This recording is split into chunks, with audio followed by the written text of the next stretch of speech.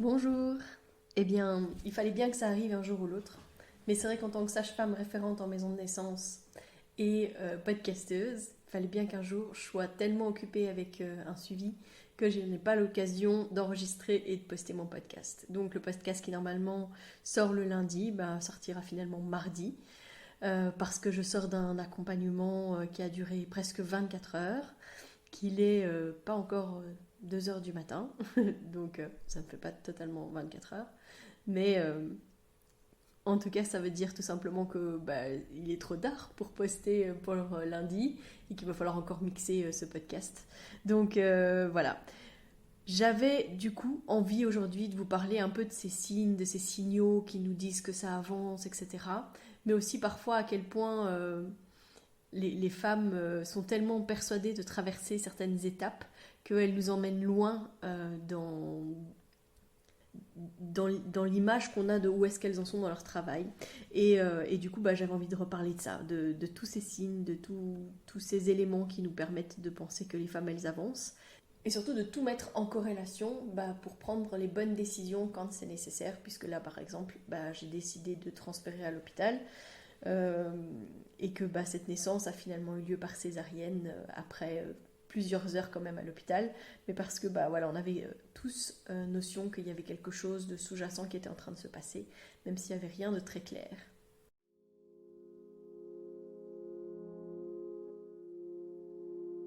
Bienvenue dans Bulle de Sage-Femme, le podcast qui déconstruit les croyances, démystifie les peurs sociétales, redonne toute sa place à la physiologie des femmes qui savent enfanter dans leur pleine puissance, mais aussi des bébés qui savent se mettre au monde. Ici, vous profiterez de l'expertise de sages-femmes pratiquant en dehors des hôpitaux, des accouchements à domicile ou en maison de naissance. Nous souhaitons que vous trouviez les outils, les informations pour que vous puissiez être les acteurs de la naissance de votre bébé, et ce quel que soit le lieu où vous avez décidé de l'accueillir. Mon nom est Mélissa Chambard, sage-femme, maman de 5 enfants. À chaque épisode, je vous partagerai mes astuces, mes bons plans, mon expertise, des anecdotes, mais aussi des témoignages de parents, de sages-femmes et des rencontres inspirantes autour de la périnatalité, dans la bienveillance, la force, la puissance. Allez, vas-y.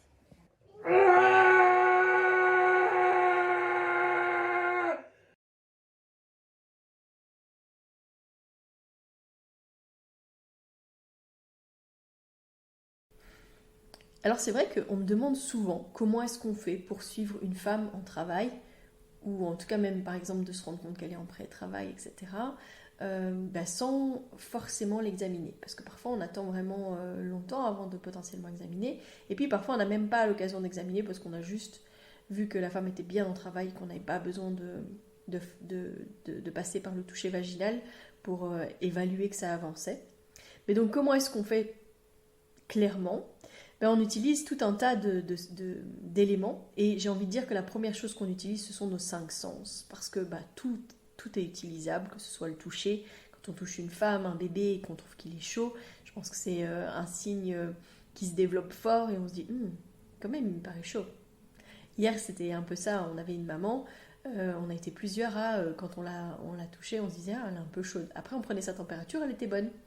Mais on se disait, il y a quand même quelque chose. Puis une prise de sang qui montrait quand même qu'il y avait quelque chose de sous-jacent, que c'était une réalité. Donc, on se fie donc à nos 5 sens, mais on se fie aussi et surtout à notre sens clinique. Et ça, il y en a beaucoup qui me posent des questions sur cette question de sens clinique. Qu'est-ce que tu veux dire par sens clinique, etc. Je vous rappelle déjà qu'il y avait tout un épisode sur le sujet, l'épisode 7, qui était après la conférence avec Céline Lemay, sage-femme québécoise. Ça avait été passionnant, et en tout cas moi je me rappelle, ça m'avait vraiment reboosté en mode mais oui, mais c'est ce qu'on fait, pourquoi est-ce que c'est pas reconnu, comment ça se fait qu'on ne reconnaît pas aussi cette sagesse qui se développe avec notre expérience, avec notre observation, avec nos accompagnements, parce que je crois que chaque femme, chaque couple nous apporte une nouvelle pierre à notre édifice, une nouvelle pierre en tout cas à notre mur de la connaissance et de la compréhension du monde des naissances. Il n'y a pas un seul moment où je me dis que c'est bon, j'ai toutes les cartes là et que j'ai moyen de tout comprendre, toutes les situations. Non, je pense qu'à chaque fois, chaque bébé, chaque femme nous apprend justement cette humilité de nous dire en fait dans cette situation-là, il s'est passé ça, et ce qui m'a alerté, c'était ça. Et puis, peut-être que j'aurais dû être plus attentif à tel ou tel signe. C'est passionnant en fait, l'obstétrique. C'est passionnant en fait d'accompagner les naissances. Et c'est passionnant justement de continuer à être ouvert d'esprit et à ressentir parfois que il y avait des petits signes, des petits symptômes, des petites choses qui nous mettaient la puce à l'oreille. Et des fois, on ne sait pas expliquer pourquoi. Moi, je dois dire que parfois, je me dis juste, il y a un truc qui coince, il y a un truc qui bloque, je pense que c'est peut-être ça, etc. Et c'est vrai que on n'a pas un échographe au bout de nos doigts, il y a des éléments qu'on ne peut pas clairement identifier en tant que tels, mais que les petites lumières s'éclairent, les petites choses nous disent, ah attention. Je pense que dans notre sens clinique, c'est quelque chose qui se développe fort et qui nous fait dire, bon, pour moi là il y a un blocage, pour moi là il y a quelque chose, je dois aller chercher de l'aide parce que je ne vais pas rester dans cette situation ad vitam. Alors c'est clair que quand on accompagne les naissances physiologiques, moi je sais que je me rappelle aussi souvent les bases, les bornes. Et quand j'en arrive dans un accompagnement long comme ce qui s'est passé avec cette maman, ça vient de toute façon heurter la norme, j'ai envie de dire, parce qu'on sort de la norme en faisant un accompagnement qui dure aussi longtemps. Et puis surtout, c'est de se dire, finalement, quelles sont les balises qui me disent que je suis toujours en sécurité et à l'inverse, quels sont les éléments qui me disent qu'il y a quelque chose qui est en train de glisser.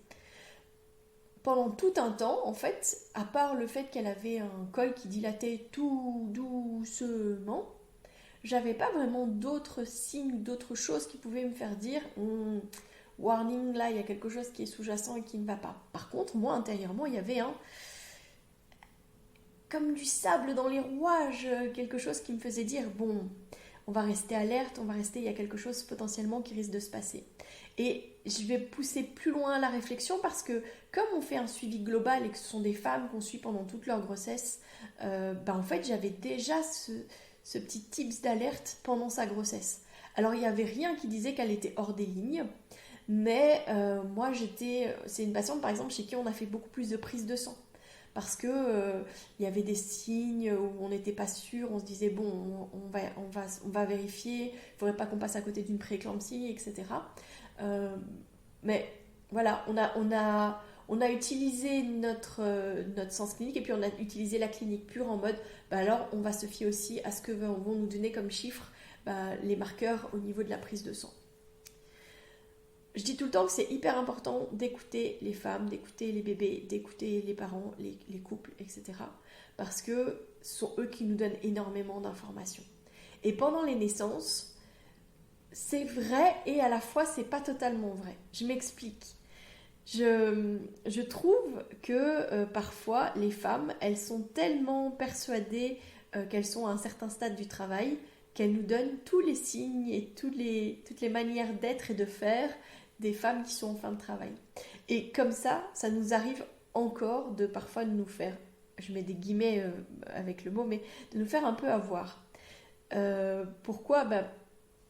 Moi, je suis pour qu'on transmette l'information, sinon, évidemment, je ne ferai pas ce podcast. Mais c'est clair qu'en partageant tout ça, en expliquant qu'est-ce qui se passe, comment est-ce que les femmes sont, etc., je pense que parfois, entre l'envie, le besoin, c'est parfois difficile en fait de différencier ce qu'elles ressentent, ce qu'elles aimeraient ressentir et où elles pourraient ou voudraient être. Et du coup, c'est déjà arrivé par exemple que Mélanie, elle est une patiente qui lui ait fait vraiment tout le déroulé typique d'un travail et d'une mise en route spontanée, du travail qui embarque, des choses qui se mettent en place, etc. Et puis arriver jusqu'à laisser cette femme pousser pendant 1 heure, puis se dire mais pourquoi moi je vois rien ? Je vois pas de bébé qui appuie au niveau du sacrum, je ne vois pas cet anus qui s'ouvre et qui se dilate, je ne vois pas des pertes glaireuses, etc. Donc qu'est-ce qui se passe ? Puis finalement l'examiner et puis dire en fait elle était que à quelques centimètres. Et je me souviens être revenue ici et qu'elle me dise non mais en fait j'y arriverai pas, etc. Parce que ça vient toucher notre doute, ça vient toucher nos doutes, nos peurs et de se dire comment ça se fait que j'ai pas tilté, qu'elle y était pas encore. Mais parce qu'en fait, sans le vouloir, parfois elle nous trompe. Et je pense que c'est de plus en plus vrai avec toute cette information qu'il y a partout, toutes ces préparations à la naissance qui existent et qui font que elles savent. Moi, par exemple, je peux dire que la patiente que j'ai accompagnée hier, j'étais avec elle à partir de 2h du matin lundi. Elle a accouché finalement lundi à 23h29. Mais déjà à 8h du matin, elle me disait que ça poussait dans son anus, que c'était très fort, que... Enfin voilà. Donc je me disais, c'est juste que son bébé il descend. Je me suis pas dit qu'elle était complètement ouverte. Mais ensuite, j'ai eu des moments où j'ai eu des doutes. Parce que quand j'essayais de l'examiner, qu'elle était dans la piscine, c'était fort douloureux pour elle. Donc c'était des touchés peu invasifs, très succincts, mais des touchés parce que je sentais qu'il n'y avait pas de corrélation entre ce qu'elle me disait, ce que j'attendais, que ça ne venait pas comme ça devait. Et les signes que j'avais me disaient, on n'y est pas encore, il y a encore de la dilatation à faire, il y a encore du col, etc.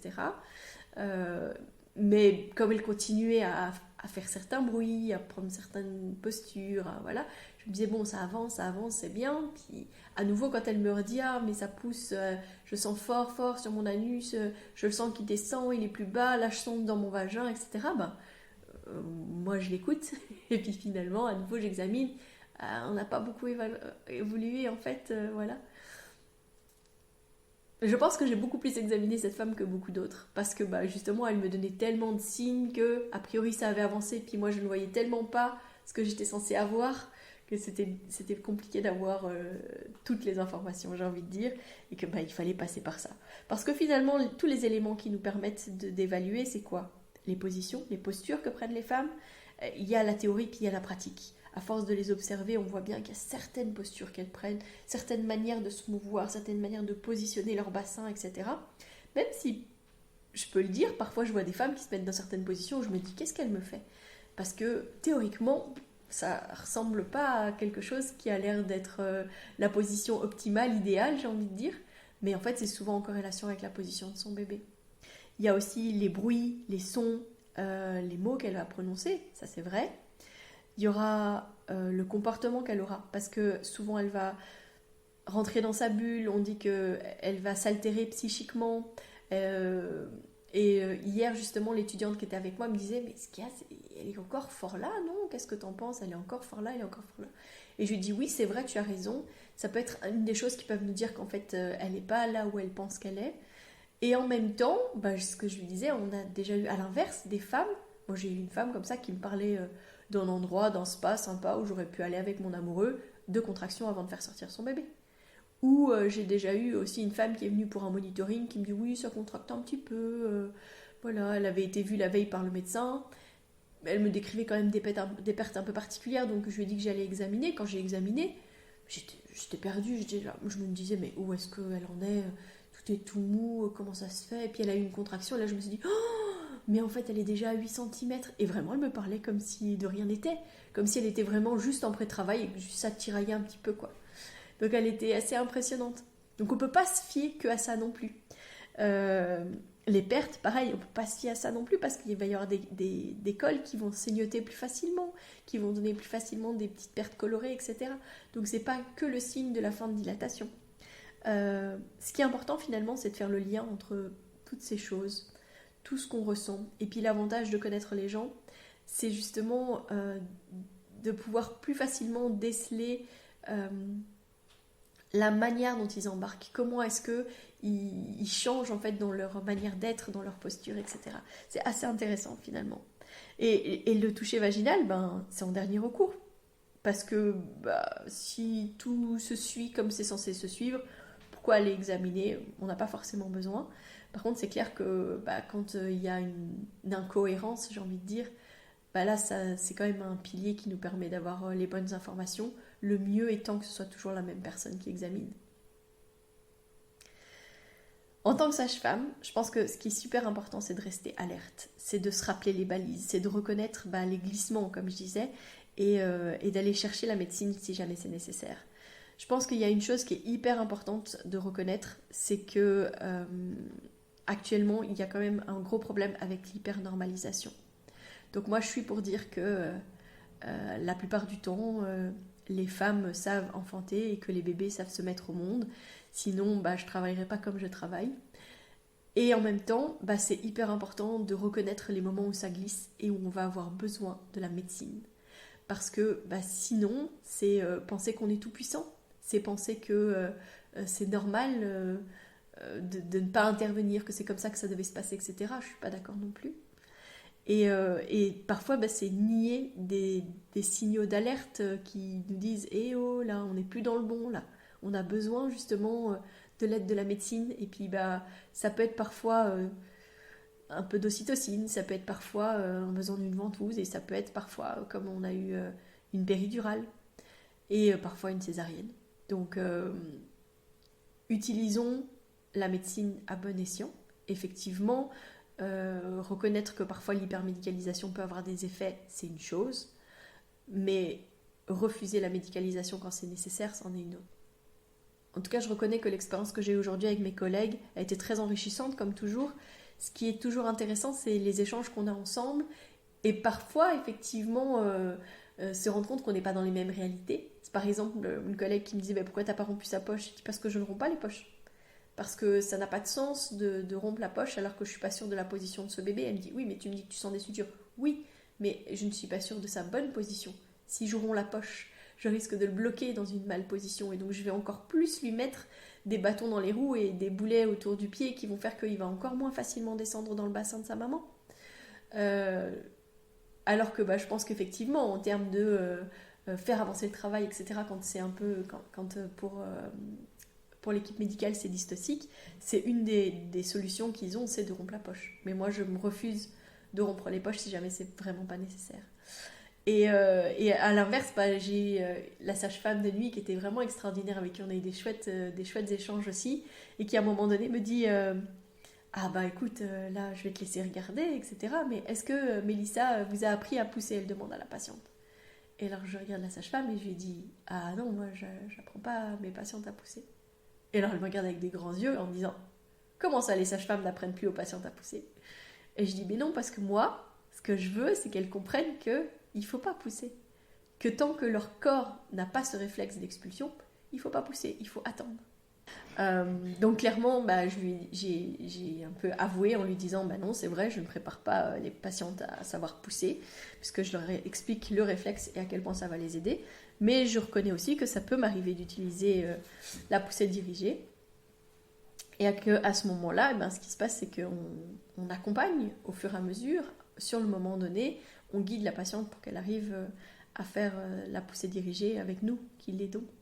Donc c'est pas quelque chose qu'on enseigne, et je mets des guillemets, mais clairement c'est parce qu'on donne l'information toujours dans l'idée d'un suivi physiologique. Alors c'est un bénéfice, et puis c'est parfois difficile, parce que je pense que dans des situations où les glissements nous amènent à de la médicalisation et à des difficultés, etc., c'est vrai qu'on n'aborde pas toutes les complications qui peuvent être possibles.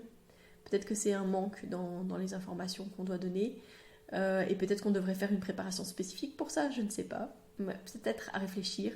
Est-ce que c'est quelque chose qui vous a manqué si jamais vous avez été suivi par une sage-femme et que pour une raison ou pour une autre vous avez dû avoir un accouchement plus médicalisé? Est-ce que finalement le fait qu'elle vous ait préparé un accouchement physiologique et que c'est pas ce que vous avez vécu a été difficile pour vous? Vous pouvez m'échanger sur le sujet, parce que du coup ça pourra peut-être changer nos pratiques, et puis surtout je pense que ça peut être hyper intéressant aussi de développer un sujet comme celui-là.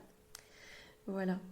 Écoutez, en tout cas, c'est un épisode un peu plus court que d'habitude, mais voilà, vu le contexte, je ne saurais pas vous faire un grand laïus aujourd'hui.